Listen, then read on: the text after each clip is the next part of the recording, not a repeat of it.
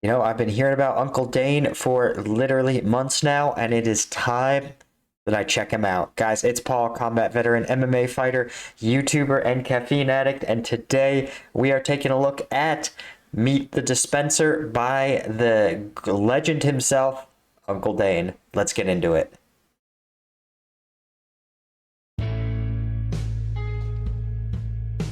It's just no use. Is that a is that a stuffed dispenser with a face? It's just no use. What's even the point? What's even the point of dispensing health and ammo if no one will even build me in the first place? I mean, I'm trying to see where Uncle Dane lives. It has palm trees, so I'm thinking he's in like, that looks like Bakersfield, maybe? Somewhere in California? come on, I'm worthy of being built. I can keep an entire team in the fight when it matters most. That's worth something, right? Is this like a Doomer parody? Is he Doomer Provisions? Doomer Dispenser? All anyone ever wants to build is that stupid show-off sentry gun. I mean, it's just what the kids want these days, I guess. They want fancy frags and immediate satisfaction. I mean, I'm no stranger to being satisfied. Oh god. Oh man. This is peak Doomer right here. Degenerate Dispenser hentai. Can I say that? I'm a minute 30 in. I think I can call it hentai. I mean, that's not really a swear word, right? From time to time, but this is just ridiculous. Guys, this is not going to be an intellectual video. I can already feel it. You can't just build one thing and not build another. And even the few people who do Actually, by building one thing, by definition, you can't build another because you're building one thing. You can only build one thing at a time. build me, they just put me right down behind their crouching butt crack and keep me all for themselves. I'm not a one-man dispenser. I gotta get out there. I want to show my talents to the world. But it's just no use.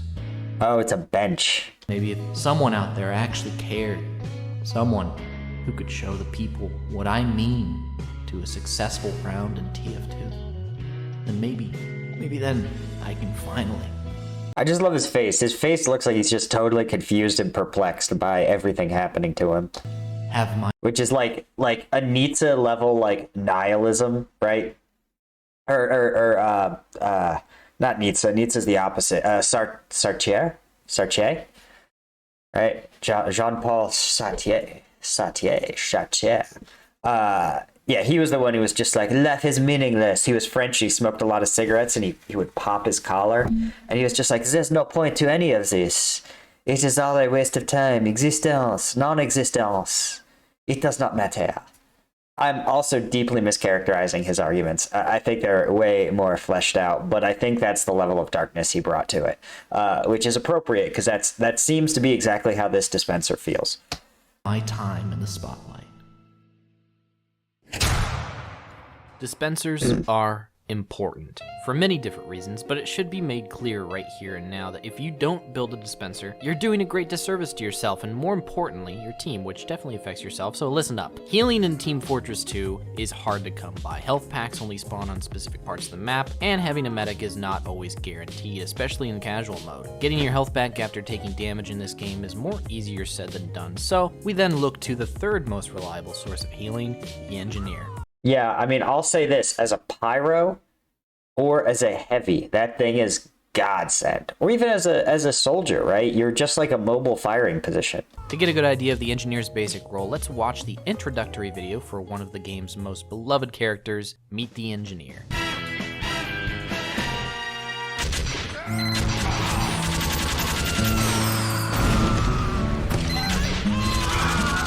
Now, I love this video. It's a very cool way of portraying the engineer's personality. He's calm, collect, and cool, but not someone you should mess around with if he's got his sentry gun by his side. But here's my issue with Meet the Engineer, because unlike every other Meet the Team video in this series, it's not a very good way of explaining his role in the game. In Meet the Spy, you see the titular character backstabbing, sapping, shooting his revolver, and disguising. Perfect execution of showing off his personality and his role in the video game. In Meet the Medic, you see a lot of the medic's personality in the first half, with him obsessively treating his patient more like an experiment than a person. And then in the finale, you see a very apt demonstration This is like one of those film YouTubers doing analysis, right? All we need now is for him to discuss framing the shot and how he uses light and color to help illustrate the character's transformation. Demonstration of how his abilities work in-game. What I like about the medic as an actor, right, you can see that he changes his face to one of sinister joy before healing the friendly, right? It really helps you understand his character as a person. This is why he's just such a great actor. With him healing a wounded player back to full health so he can get back out there and fight. And then you see him utilizing his Uber charge to great effect after he's reached 100%, which is very important for new players to understand. Wait a minute. That's a quick fix. Hey, wait a minute, quick fix doesn't... But cut back to Meet the Engineer though. Like I said, great display of NG's character, but look at this. He literally only built a sentry gun. He built 4 sentry guns. Wait a second. Hey, you can't build more than 1 That's not possible and I'm gonna give Valve a piece of my mind.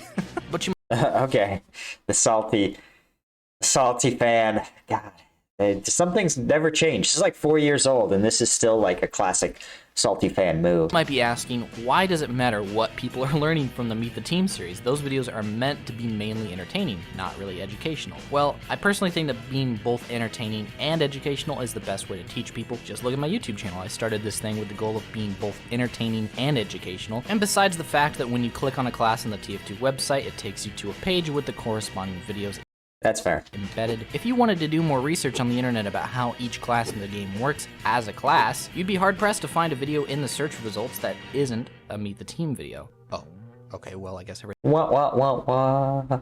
going according to plan on that front then, but the Meet the Engineer video is right there, and what is it? Okay, so YouTube changes your search results based on your personal history. So obviously Uncle Dane is probably always on his own channel. Just like if I search combat anything, I get my own channel. Teach new players about the NG's role. Build a sentry gun. That is all the engineer does. Build fucking 4 of Kill. them and then go play a Okay, yeah, the kill hungry thing, the support classes that get kill hungry in every game drive me bananas. guitar. But obviously that's not the NG's only role in TF. We've discussed this. The real military is also super guilty of it, right? People worship the direct action guys, the basically special forces, and they don't realize that the special forces are literally carried by the support staff who don't do things that are as cool, right? And might even not like be as highly trained in like the combative sense, but it's like, listen, these guys burn aircraft fuel like it's going out of style, right? They need, I mean, dozens of pilots, aircraft maintainers, armorers, medics. I think they have their own medics, but like medic support. It's just a huge operation, right, to get any of these elite level special units in the fight. And you saw it in that team that was killed in Niger, right? It was a special forces team, but the casualties included a mechanic, a communications expert, and a few other people were on that patrol who were not even infantrymen, weren't even like infantry trained, right? Because their support, right? Somebody has to fix those vehicles they were patrolling with, and you need them on site. So again, I think it applies to the real world too, like the lack of acknowledgement for the power of support and logistics, and a fixation on like combat and killing. Builds other very important buildings, and the dispenser is the one on the dissection table today. You know, maybe to get new players to actually learn what a dispenser does, I'll just name this video Meet the Dispenser. Nice. Oh, looks like somebody already used that title. What the hell is this thing made out of? Nothing. Come on. All right, fine. I might have used a few unorthodox. All right, I think I'm good to go, actually. So a dispenser costs 100 metal to build from scratch, and just as expected, the dispenser has 3 levels that take 200 metal to upgrade to. Each one has slightly better stats, faster dispensing of healing, ammo, and metal supply, and more health for the dispenser itself. Oh, the dispenser can provide its own metal to build itself better. I mean, this is stuff that you can totally just read on the TF2 wiki, so it's probably not that revolutionary to talk a whole lot more about in detail. I 100% did not read the wikis. This is my first discussion of the dispenser. But I'll mention that a newly built dispenser already has 25 metal inside of it, which is important to consider when working out ammo costs for other planned buildings. And it's also worth noting that while it's obviously better to upgrade your dispenser, even a level 1 can be more than enough to sustain a team. A heavy can permanently be firing when near a dispenser, a pyro can always be spy checking, it can save someone from burning to death, and really 10 health per second is nothing to scoff at. Even that can be a difference between holding and losing ground. But enough about the stats, let's just go right into the most important part of this. It's the old saying, man. Amateurs think tactics, experts think logistics. Dispenser's placement. Yes, the age-old prom night question, where do I put it? Well, Whew, shots fired. maybe we can solve the mystery of the perfect dispenser spot by looking at a few common ones. Here we see a few dispensers on Badwater, Dust Bowl, Viaduct, and Powerhouse. Now, there are Yeah, I haven't played this game enough to tell where those are, but I'm sure I know I should. a few things all of these spots have in common, and that is they are near a choke point. Dispensers see the most action where the action is, obviously, but it shouldn't be up in the carnage. It should be just outside of it where people can retreat to it and regain their health, ammo, and composure without threat of being hit with flying bullets and explosions. Yeah, right. This is what's actually called sometimes forward resupply or a forward resupply area. And this is the idea that the Army has a whole protocol for how to get supplies to the front where they're needed, right? Having a lot of ammo in theater doesn't really help if units are running out of ammo where they're fighting. And so there's a couple of ways the real Army solves this. One is, of course, what are called forward support areas or forward support bases. I don't know. They also have FOBs, forward operating bases, which seem to fulfill like that role. But functionally, they become stores of smaller caches of supplies, extra rounds, extra explosives, medical supplies, food, water, etc. Right? And so you push, it's called pushing them forward, right? And the idea is that you don't wait for a request, because by the time you receive a request, it's too late. And so you push the supplies. Obviously, there are specialty supplies that do have to be requested, i.e., obscure vehicle parts, for example. That's like a pull effect. The unit has to order it specifically. But the Army knows the 10, the 15, the 20 most common parts to break on combat vehicles. So they say, hey, we're going to push those parts as close to the front as we can safely get them to minimize the difficulty of transport. This is actually something that a lot of the really remote forward operating bases really struggled with in Afghanistan and was a key strategic vulnerability that the Taliban exploited, because you would have these bases nestled at choke points in the mountains to help stop large massed enemies from, getting to vehicles or stop the passage of arms or drugs through the country. But the result was that they were so remote that to get convoys of vehicles to push supplies was really dangerous. They would have to spend a long time on very remote roads that were hard to defend. Or the alternative was to do what's called airdropping. And it may not be airdropping. I feel like I used to know all the terminology for this logistic stuff, and it's lost on me. But you would actually have aircraft that they will have these pre-packaged like supply units. So they'll have a little food, a little ammo, a little bit of everything that you might need, and they fly over in an aircraft. The aircraft ticks up and it drops the package right straight down, and it has a parachute so that it lands safely on a designated landing zone. Then, of course, you have to be there to scoop it up. There's a term for doing this in a firefight in combat, and it's called a speedball, and it's the same effect, but it's way more precise. And usually you will have pre-packaged, pre-palletized containers that are basically ammo and medical supplies and a little food and water, a little water basically. And you'll run the same thing. In the firefight, you will drop it straight onto your friendly forces so that they are resupplied and staying in the fight. And then that leads us into the second thing that all these dispenser spots have in common. They are behind cover. It's very important that while your dispenser is able to be easily accessible by your team as they fight on the front lines of battle, it's still not able to be actively attacked by any enemies who are not overextended. Right. Just like the US Army figured out, it is a huge vulnerability to try to get supplies to troops. And you have to think, people need a lot of it, right? If you're in the desert, one person needs, let's say, 1 gallon of water per day. That's actually low. But if you use that as an estimate, that means you need to get 100 gallons of water to, or 200 gallons of water to a standard company per day, which means, of course, in a week, you're talking about thousands of gallons. And if you want them to have enough for a month, you're talking tens of thousands of gallons. So you're having to continuously push these convoys in the same routes to the same bases, and it's incredibly easy for the enemy to just wait and try to attack them when they're vulnerable.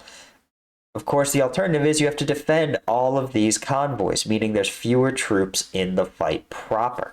So just the threat, right? You could have, and this is sort of how insurgencies operate, right? They operate on efficiencies. And you can have, let's say, a 10-person element who's just harassing convoys, blows them up here and there, destroys roads here and there, right? Forces, and they keep their engagements light. And as a result, the other force, right, the U.S. forces in this case, go, okay, every convoy is going to have a combat element escort.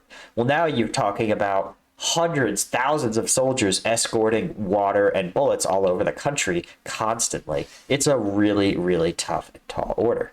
And most players in TF2 are on a seafood diet. When they see food, they kill it. So try and make sure your dispenser is around the closest safe corner or behind a rock where it will be harder for the enemy to see it and the injured people who are attempting to use it. And then the third thing that these dispenser spots have in common is simple. They are for the team, not just you. It's important to realize that just like the teleporter, the dispenser is a heavily team-based building. It's designed to help your team, but a lot of newer NGs tend to treat it like their very own personal doctor for when they occasionally take splash damage from behind their sentry barricade. This is the wrong way to be using dispensers.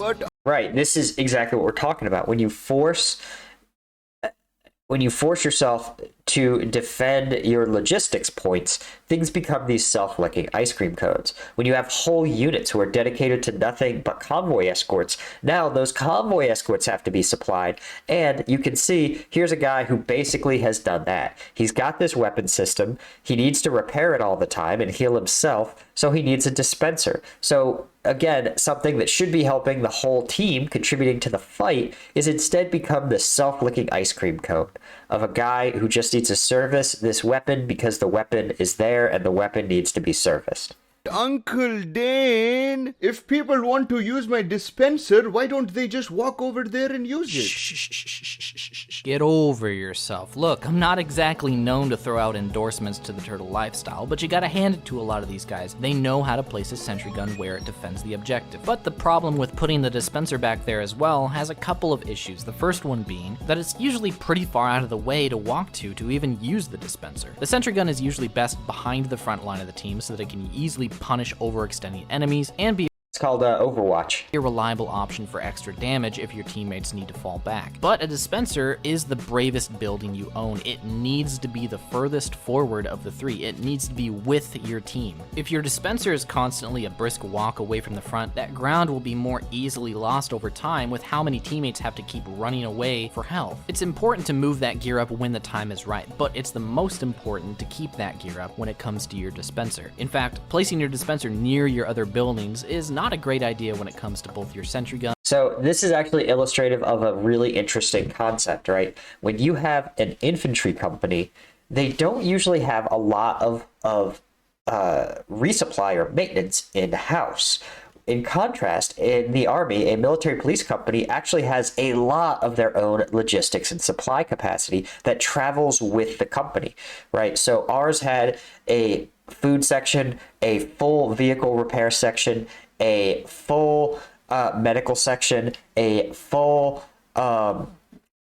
supply section, right? Like all of this is in-house. A full arms room and armorer that could do a lot of in-house repairs. So everything is a lot more forward. And it's one of the reasons that military police companies were so heavily relied on in Iraq and Afghanistan. One, obviously, because policing the country is the core of the mission, but two, because they were so modular. You could take a 200-person unit, drop it into drop it anywhere in the battlefield, and it could connect itself, basically, because you already had the experts in-house, connect itself to the local supply channels, and it would start to, coordinate with the FSA, coordinate with the logistics hubs, and bring supplies to it, conduct its own maintenance and vehicle repair, feed itself, do everything it has to do to survive, right? But the thing that makes it so powerful is that it's forward with the units. And your teleporter, not only for the reason that I mentioned in my video about teleporter etiquette, where spies can easily telefrag innocent dispenser customers, but it's also because buildings that are clumped together die together. It's no secret by now that putting sentry guns next to each other is a recipe for disaster, but the same thing applies to your own sentry gun and dispenser. But this time you're not only putting your own buildings and life on the line, you're putting your team's life on the line here. Sentry guns often are the focus fire of any coordinated push, so most of the time you do not want to be near a sentry gun when there's a demo man loading up his stickies underneath it. But when you place a dispenser next to your sentry gun, you're putting everyone who is currently using it at risk, and chances are the people using your dispenser are going to be low health in the first place and will be the first to die secondhand to your own poor dispenser placement choices. So please, if there's anything that you can take away from this video, it's that you shouldn't hog your dispenser. You should put it where your team needs it. The more healthy your teammates are, the more safe you are from getting your wrench pushed in by. Right. This is what we're talking about. The self-licking ice cream code becomes a liability. It diverts too much logistical and combat power into securing itself when it should be pushed forward to help the combat troops. One buffed soldier with a full clip and nothing to lose. But hang on, before we move on from the whole stacking buildings thing, I think there's something to be said about stacking dispensers. Because yes, the dispensing benefits do stack when you place multiple dispensers next to each other. So wouldn't it be beneficial to always pool all of your team's dispensers in one area for maximum healing? Well, maybe. It depends on the map. 2 level 3 dispensers do heal at a rate higher than even the quick fix, and it can heal multiple people at the same time, so it's quite the powerful strategy if you pull it off. But it certainly is a risk-reward situation because obviously both of these dispensers will go down with only 3 well-placed stickies. And while the phrase dispenser down, push in is more of a TF2 meme than anything, it actually can warrant calling to your team if they're using them in such an effective way. But other than putting all of your eggs in one basket being risky business, it's my personal opinion that in certain situations and on a lot of different maps, it could be more beneficial to actually spread the dispensers out for not only the reasons I just spoke about regarding ease of destruction, but more along the line of ease of access for your team. Right.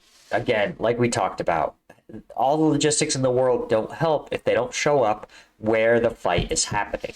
Maps in TF2 have health packs spread out in strategically placed areas that allow people to more easily hold certain areas and be forced to retreat in others, but dispensers are the closest that you can get to on-the-spot map editing in that you can decide where a source of healing would be beneficial to your team in that specific moment. So right away, you can probably see that spreading multiple dispensers out can be the savior for individual stories in your team's overall experience. For instance, if someone fights a pyro somewhere in the flank, and although he came out on top, he's now burning to death with no health packs in sight. I have 100% been there. Would he survive if all of the dispensers are somewhere near the main choke point? Exactly. Albeit healing people at an impressive rate, but still out of reach from the people holding down the side passages? Nope. He'd die before he could reach the dispenser convention. But say that the same situation is at hand, but this time an engineer has decided that the dispenser at choke is doing just fine on its own, and that his dispenser would do well near the flank route so that the brave mercenaries holding down that area can have an extra reliable source of healing without having to go too far out of the way. I think this beats dispenser stacking 9 times out of 10.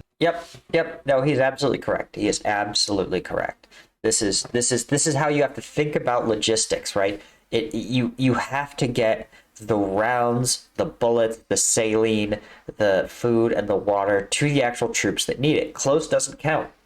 And it's easy to forget that when you're like, well, there's lots of X in theater. Doesn't make a difference if you can't access it.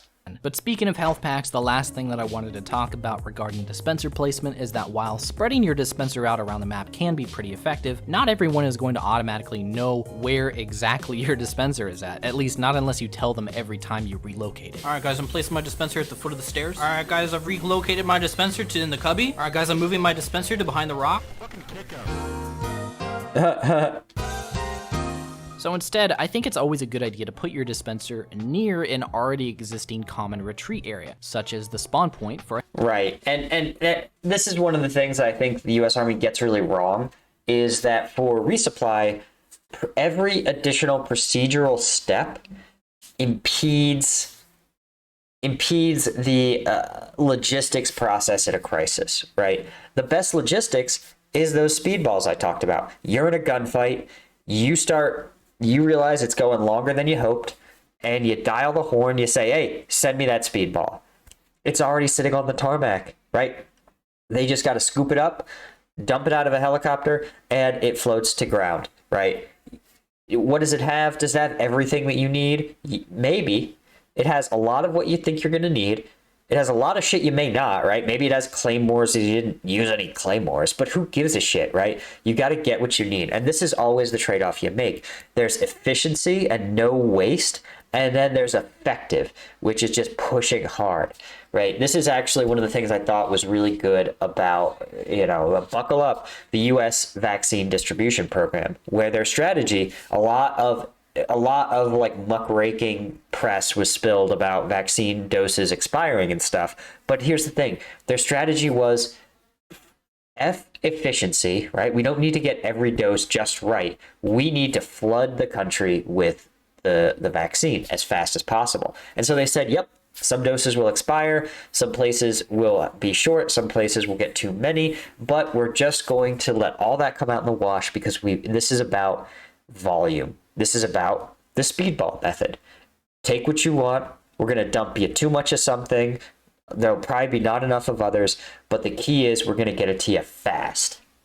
a health pack. Since people already know where the health is on the map, their first instinct for when they retreat will probably be to walk to where the nearest health pack is. So if you place your dispenser somewhere near it, it's more likely that someone will see it and be able to use it. Putting your dispenser near a health pack is always a great go-to for dispenser spots, since packs aren't always there, so making it so there's an option for the injured people who are just a little too late is usually going to be very helpful. Just don't put it directly on top of the health pack, because then you won't be able to pick it up. And that actually segues nicely into the very last part of this video, which is going to be all about a few little non-specific tips and tricks that you can use to make your dispenser game that much better. The first thing to mention is, of course, the collision rules for dispensers. They apply to all buildings, but since the dispenser is tall and usually able to be placed in a wider variety of spots, you can often use the dispenser as a step stool to get to higher areas more quickly. In fact, the collision rules can come in handy. That's pretty nifty.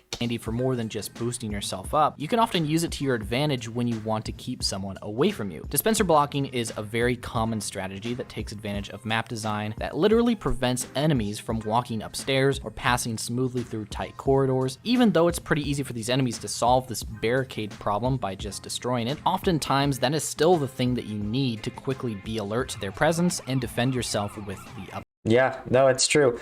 This is the least technical military term on earth, but it's an obstacle. But obstacles have functions. They call them turning and blocking, right? So you get an obstacle that forces someone to turn, certainly that takes another route, but in this case, well, turning, blocking, and I think delaying is another one. So this is a delaying obstacle because it's destructible, right? So you slow them down, you force them to take another route, or you stop them from passing entirely. Upper hand. But enemies aren't the only thing that dispensers collide with. Believe it or not, dispensers can actually block bullets and projectiles, including your own. This is why it's never a good idea to build a dispenser in the sightline of a sentry gun, yours or otherwise. Sentry guns can often see through dispensers and target enemies who are standing behind them, but the bullets and rocket fire will not pass through a dispenser. Oh, this is some graduate level stuff right here. This can sometimes be taken advantage of by an intelligent enemy who is trying to get close without taking damage from the nearby sentry gun, so don't build your dispensers anywhere that this can easily happen. Related to that trick enemies can do with your own buildings, the exact opposite is actually possible with your own teammates. This is what is sometimes referred to as dispenser armor, crouching inside of a fellow NG's dispenser so that any damage directed at you actually hits the dispenser instead, all while you're refilling your own health, so it can surprisingly be a powerful tactic. In fact, here's a clip from Banny's Twitch stream demonstrating what that looks like. Are you fucking kidding me? And last but not least, Wow, really makes you realize how much TF2 has been upgraded in the past couple of years. The most interesting and least used trick that you can do with a dispenser is feeding ammo through walls. For some reason, a lot of walls in TF2 maps are thin enough for just the ammo dispensing part to pass through. This can sometimes come in handy for certain maps where keeping heavy or pyro's ammo refilled is vital. Yeah, that requires a level of coordination with your team that's like not going to happen in casual, honestly. To holding ground, but sometimes it's dangerous to put the dispenser out in the exposed area where they tend to stand. Unfortunately, you can't get health from a dispenser through these thin walls, but sometimes having a constant stream of ammunition I mean, if they didn't change it, it must mean the devs are cool with this process. can be the difference between an enemy going down or not. You know, it's a hard knock life out there for the support classes of the world, so building these little vending machines is sometimes all it takes to save your life, the lives of your teammates, and take a little bit of pressure. It's just thankless, man. It's just thankless, right? Because if you have everything you need, you don't even think about it. You don't think about how hard these logisticians work for you. But when you're short it, you hate them. Drives you bananas. Off of those brave medics who have 11 other people to heal at once. And even if you're not playing engineer, remember, leave that metal pack there if you absolutely don't need it, because in 20 seconds, that little gesture could become you not burning to death to a random crit flare from across the map. I hope this video taught you something about the lonely, underrated building that we call dispensers. Happy pooting, boys, and I will talk to you nieces and nephews next time.